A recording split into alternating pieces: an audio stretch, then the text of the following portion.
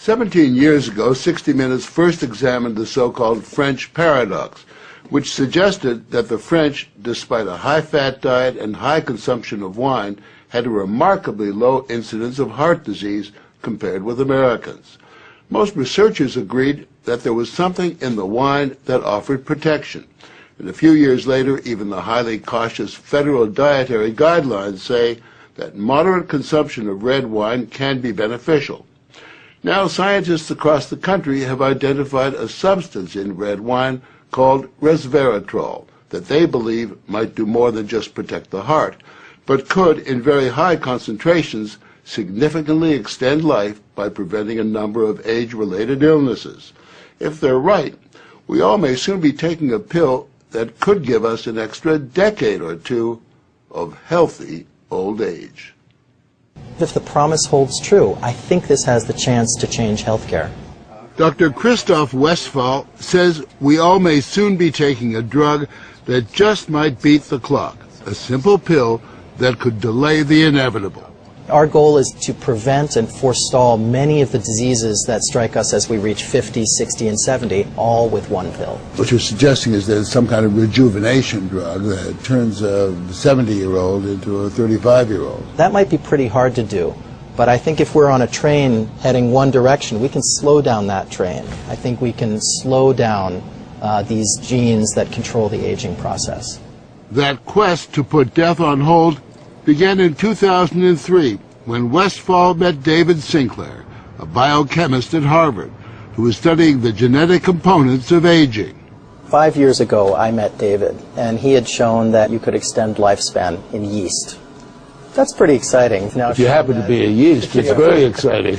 Yeasts are one thing, human beings are more complicated. So Sinclair focused on a gene present in almost all life forms, the sirtuin gene. It's normally inactive, but when it is active, Sinclair believes it triggers a survival mechanism that extends life. Convinced that something in nature could activate that gene, Sinclair randomly tested thousands of compounds. And bingo, he got a hit, Resveratrol.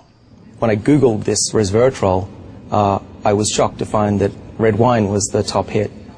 Red wine is brimming with Resveratrol. It's found in high concentration in the skin of the grape and seems to play a role in protecting it from invading bacteria and fungi. Were you aware of the research into red wine that it offered certain health benefits? Oh, sure. I mean, that's why I almost fell off my chair when the link was made, and I thought that this was a potential explanation for the benefits of red wine. Convinced they were on the verge of a major scientific breakthrough, Sinclair and Westphal launched Certris, a Cambridge, Massachusetts research company.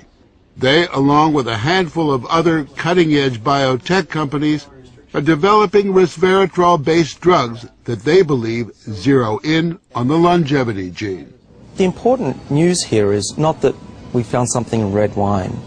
The important thing is that we passed a milestone where we can now make drugs based on this knowledge and potentially slow down aging itself. Everyone from plastic surgeons to your friendly snake oil salesman have been promising a ticket to eternal youth for some time. So the prospect of a prescription pill based on red wine that could trigger a longevity gene sounds too good to be true. And yet, scientists have actually known for years of one surefire way of doing that. Stay hungry. Eating a lot of food turns that off. Dieting, extreme dieting, turns it on. Couch potato paradise. We have a pill that can mimic many of the effects of calorie restriction or exercise. So one can be very healthy and obese at the same time. Our goal is healthy individuals, ideally via lifestyle, and if that doesn't work, we believe that we'll have a pill that can mimic that. A pill that in effect diets for you. A pill that turns on the survival gene. And what we're trying to do with our drugs here is to put the body in a defensive state, to ring the alarm bells and get the body to defend itself, instead of dieting to set the alarm off, pop a pill. The pill is a highly concentrated form of resveratrol, a virtual vineyard of healthy living. How much red wine would you have to drink to get the kind of resveratrol that you're using? The sad news is that you'd need to drink about 1,000 bottles a day of red wine, which I don't recommend. The pill itself may not extend lifespan, but could prevent the diseases of aging, Alzheimer's, diabetes, heart disease, even cancer. What we're talking about is activating the body's natural genetic defenses against diseases, and that's very powerful if we can harness that. Resveratrol has been tested on mice, and the results have been encouraging. In this test video provided by Sertris, both of the mice have been fed a high-fat diet for 12 weeks. But when placed on a treadmill, the mouse on the right ran twice as far. He was taking high concentrations of resveratrol. You have fat mice, and you have fat mice with resveratrol, and the ones that are on resveratrol, they can run twice as far, and they live longer, about 20% longer. Other studies showed that among mice fed a high-fat diet, those given resveratrol didn't gain as much weight as those not given the drug. Sinclair believes that resveratrol actually changes the physiology of the mice. The proof, he says, is in the post-mortem.